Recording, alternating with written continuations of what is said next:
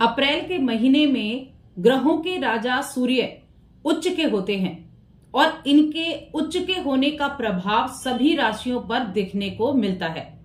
कुछ राशियों के लिए बड़ा अच्छा समय होता है और कुछ के लिए यहां सावधानी भी रखनी होती है। जय माता दी दोस्तों, आप सभी का स्वागत है हमारे YouTube चैनल अमृता एस्ट्रो में। और इस वीडियो में मैं बात कर रही हूं 14 अप्रैल को होने वाले सूर्य के राशि परिवर्तन के बारे में। देखिए, वैसे तो हर महीने सूर्य राशि बदलते हैं क्योंकि इनकी एक राशि में रहने की जो समय सीमा है वो 30 दिन की है और एक ही वर्ष में ये सभी 12 राशियों में एक पूरा चक्कर भी लगा लेते हैं। लेकिन अप्रैल के महीने में सूर्य उच्च के होते हैं। अब सूर्य का उच्च का होना बड़ा मायने रखता है क्योंकि जब सूर्य उच्च के होते हैं तो उनके अंदर पूरा सामर्थ्य होता है कि वो अपने रिजल्ट उस व्यक्ति को दे सकें। लेकिन यहां एक ट्विस्ट आ जाता है कि आपकी कुंडली में सूर्य किस भाव में बैठने वाले हैं, उसके हिसाब से वो रिजल्ट देते हैं। तो देखिए, सूर्य की अगर मैं बात करूं तो सूर्य का हम सभी को पता है, सूर्य एक ऐसे देव हैं या ऐसे ग्रह हैं जिनके बिना जीवन संभव नहीं है। आत्मा के कारक हैं, पिता के कारक हैं, आत्मसम्मान के कारक हैं, नेतृत्व करने के कारक हैं, शासन प्रशासन राजनीति, इन सभी के कारक सूर्य देव होते हैं। अग्नि तत्व के ये स्वामी हैं। अब सूर्य का उच्च का होना तुला राशि के लोगों के लिए किस तरह से प्रभाव देने वाला है, क्या चीजें आपके लिए होने वाली हैं अच्छी और क्या चीजें आपके लिए रहने वाली हैं सावधानी वाली, इसके बारे में जान लेते हैं। तो आगे बढ़ने से पहले एक छोटा सा ही निवेदन है, चैनल पर पहली बार आए हैं, अभी तक चैनल को सब्सक्राइब नहीं किया है तो जरूर कर लें।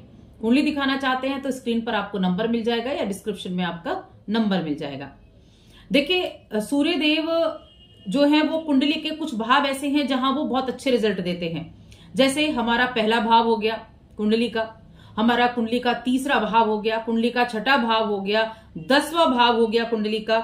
इनमें सूर्यदेव बहुत अच्छे रिजल्ट देते हैं। साथ में 11वें भाव में भी सूर्यदेव बड़े अच्छे रिजल्ट देते हैं क्योंकि ये ऐसे भाव हैं जहां कोई पापी ग्रह बैठे तो उससे लड़ने की हिम्मत रखता है, वो एफर्ट करने की हिम्मत रखता है। अब तुला राशि के जातकों के लिए सूर्यदेव कौन से भाव के स्वामी हैं? 11वें भाव के स्वामी हैं। अगर यहां आप कुंडली देखें, तुला राशि की कुंडली है साइड में, तो आप देखेंगे तो 11वें नंबर पर 5 लिखा हुआ है। 5 नंबर यानी कि 11वें भाव के स्वामी हैं और जा कहां रहे हैं? सप्तम भाव में जा रहे हैं। सप्तम भाव क्या है? सप्तम भाव है आपके जीवन साथी का, आपके पार्टनरशिप का, आपके बिजनेस का, आपके दैनिक खर्चों का, आपके दैनिक आय का, इन सभी चीजों का सप्तम भाव होता है। सबसे पहली चीज मैं यहां बता दूं कि देखिए, सप्तम भाव में जब कोई पापी ग्रह बैठता है ना तो कुछ ना कुछ प्रॉब्लम क्रिएट करता ही करता है। लेकिन उससे जब कोई ग्रह वहां आया है तो कुछ देने के लिए भी आया है क्योंकि 11वें भाव का स्वामी है, लाभ भाव का स्वामी है, तो कुछ देकर भी तो जाएगा। जहां सावधानी आपको रखनी है वहां मिलेगा भी आपको। तो पहले हम पॉजिटिव रिजल्ट की बात करेंगे कि पॉजिटिव क्या होने वाला है। तो सबसे पहली चीज है कि एक तो धैर्य से काम लेना होगा, आपको समझदारी से आपको काम लेना होगा। जितना समझदारी से काम लेंगे उतना ज्यादा आपके लिए अच्छा रहेगा। जल्दबाजी में कोई निर्णय नहीं लेना है। ये अभी देखिए, आपकी कुंडली के हिसाब से देखा जाए तो आपके व्यवसाय में, आपके बिजनेस संबंधित किसी भी कार्य में यहाँ जो 11वें भाव का स्वामी है ये आपको अच्छे रिजल्ट देने वाला है क्योंकि ये आपको बिजनेस में अच्छे लाभ देगा। जो पार्टनरशिप में बिजनेस कर रहे हैं बस एक दूसरे के साथ बॉन्डिंग अच्छे से बनाकर चलें, पारदर्शिता रखें, तब आपको व्यापार में अच्छे रिजल्ट मिलेंगे। तो लाभ मिलेगा बिजनेस करने वाले जातकों के लिए, अनुकूल परिणाम मिलेंगे, लेकिन सावधानी फिर भी रखनी होगी क्योंकि आपको अपने अंदर इस सूर्य का जो यहां प्रभाव है ना, जो एक अग्नि तत्व की राशि यहां आई है और अग्नि तत्व में ये आई है तो क्या एग्रेशन बहुत ज्यादा बढ़ जाएगा। तो अपने ऊपर जितना आप धैर्य रखेंगे, जितनी अधिक अपने अंदर शांति को डेवलप कर पाएंगे, पेशेंस को आप रख पाएंगे, उतने अच्छे आपके लिए सूर्य का गोचर रहेगा। अब हम सूर्य उच्च की बात कर रहे हैं कब से? तो 11वां भाव लाभ का है, ठीक है। 11वां भाव लाभ दिलाता है, लोभ कराता है। आपके जो बड़े भाई बहन हैं, आपके जो रिलेटिव्स हैं और साथ में आपके नेबर्स भी हो गए, आपका एंटरटेनमेंट भी हो गया, इन सभी का है। तो जो कारक तत्व हैं सूर्य के वो तो अपना रिजल्ट देंगे ही देंगे, नेगेटिव भी और पॉजिटिव भी। शासन प्रशासन इनसे जुड़ा हुआ जो कार्य है वहां भी मैं कहूंगी रिजल्ट ठीक मिलने वाले हैं। लेकिन कहीं भी जाकर अपने स्वभाव पर नियंत्रण रखना बेहद जरूरी है। उग्रता बहुत अधिक रहने वाली है, एग्रेशन बहुत अधिक रहने वाला है, और खास तौर से वैवाहिक जीवन में मैं कहूंगी वैवाहिक जीवन में थोड़ा सा ध्यान रखना है। क्योंकि देखिए किसी भी प्लैनेट की जो एनर्जी है ना वो उस भाव को मिल रही है जहां वो बैठा है, और यहां पर एनर्जी क्या आपसी असहमति के कारण पार्टनरशिप हो या आपकी जीवन साथी के साथ हो तो बातों में असहमति हो सकती है, जिससे थोड़ी सी आपको सामंजस्य जो है वो बिगड़ता हुआ दिख सकता है। तो ऐसे में क्या करना है, अपने रिश्तों में सामंजस्यता बनाए रखने के लिए एक दूसरे को समय देना बहुत जरूरी है, स्पेस देना बहुत जरूरी है। क्योंकि जितना सूझबूझ से काम लेंगे उतना ज्यादा अच्छा रहेगा। अब देखिए यहां हम बिजनेस की पार्टनरशिप की मैं बात कर रही हूं। पार्टनरशिप में आपका बिजनेस है तो आपके लिए थोड़ी सावधानियां बनती हैं। अपने पार्टनर के साथ अच्छे से पेश आएं, अब एक दूसरे की बातों को महत्व दें। तुला राशि के जातकों के लिए मैं कह रही हूं, मैं ये चंद्र राशि पर आधारित है ये कार्यक्रम, तो इसके मैं बात कर रही हूं।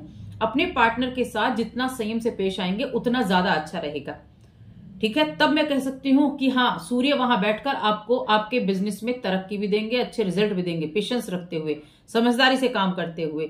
जल्दबाजी में कोई निर्णय नहीं लेना है। यहां से सूर्य कहां देख रहे हैं, आपकी राशि को देख रहे हैं।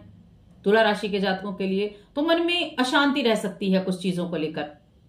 मन में एक किसी ने कुछ कहा या आपने किसी को कोई कार्य दिया उसने नहीं किया तो गुस्सा आ गया, ऐसी चीजें रह सकती हैं। लेकिन लाभ भी मिलेगा।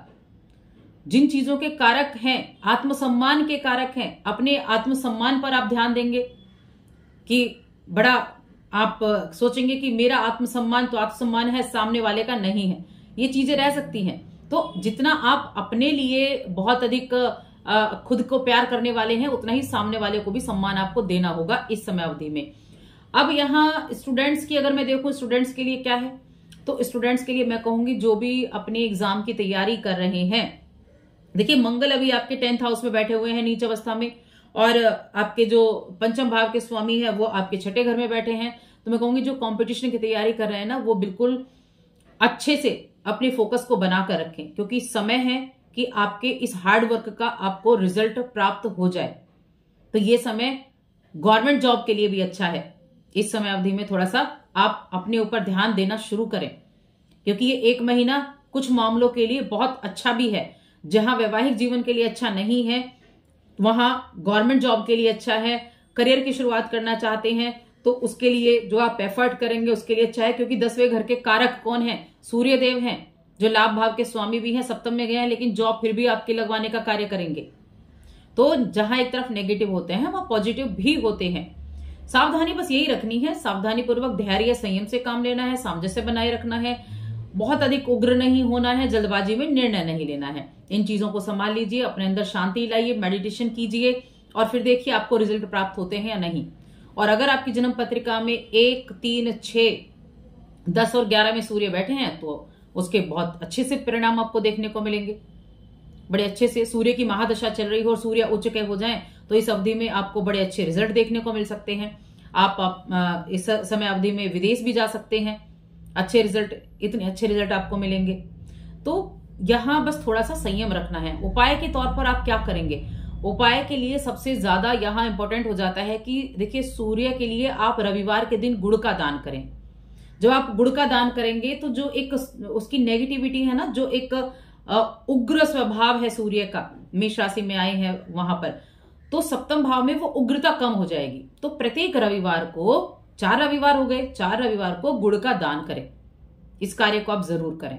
और साथ में एक शनिदेव के लिए आप उपाय कर सकते हैं, हनुमान चालीसा पढ़ें या फिर शनि चालीसा भी पढ़ सकते हैं। इन 2 उपायों को कर ले, यही आपके लिए काफी रहेगा। तो बस आज की इस वीडियो में इतना ही। वीडियो कैसी लगी हमें कमेंट करके जरूर बताएं। जय माता दी।